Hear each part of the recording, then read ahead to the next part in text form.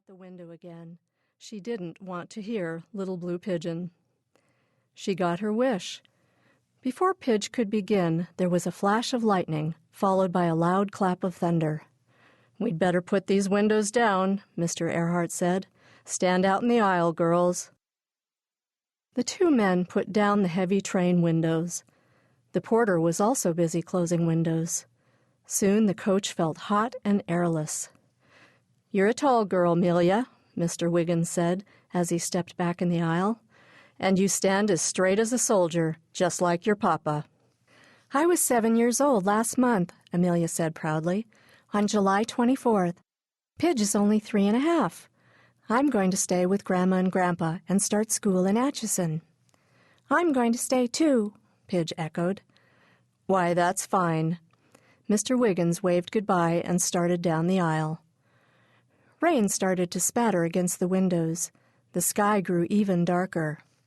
"It's almost as dark as night," Amelia thought. "I don't like storms," she said aloud. "Me neither," Pidge said. "Suppose there's a storm when we're at Grandma's." Amelia put her hand into her papa's. "I'd better go to California with you." "But school will begin before we come back," Mama said, "and you won't want to miss that. Think what a big girl you are, starting school." "I don't care. I want to go with you. I'll miss you and Papa too much." "Why, Amelia, you'll have such fun at Grandma's," said Papa. "You and Pidge would get tired traveling. It's a long trip. I have to go on business, and I want Mama to see California." "I want to see California too," Pidge said. "You and Amelia can both see California when you're older," Papa said. "I'd rather see it now," Amelia said. "I don't want to stay in Atchison."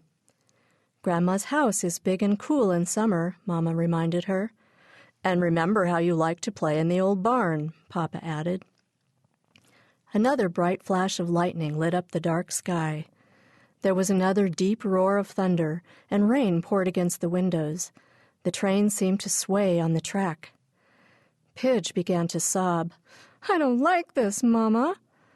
Her mother put her arm around the little girl.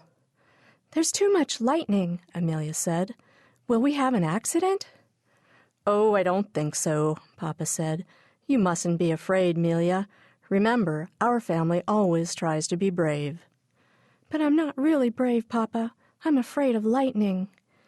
Amelia hid her face against her father's shoulder.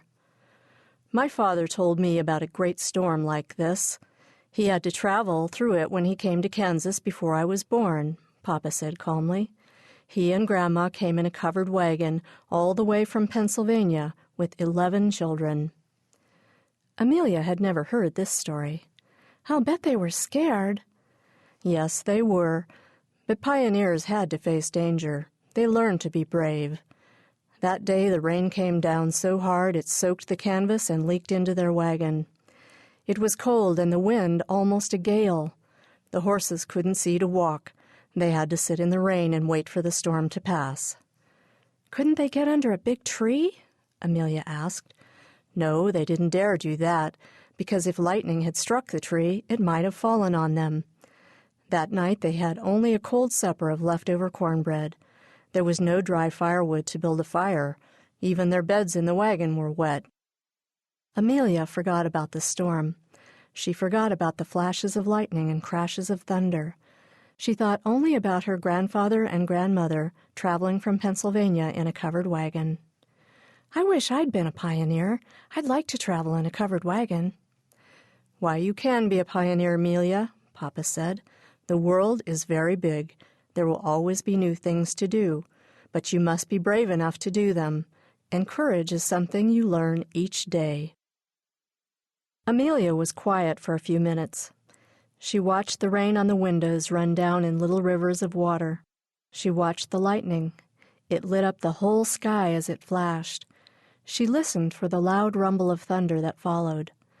As they passed a farm, she saw a man driving his cows back to a barn for shelter. "He isn't afraid to be out in the storm," she thought, "and a pioneer girl wouldn't have been frightened. She wouldn't even have minded her papa and mama leaving her for a trip."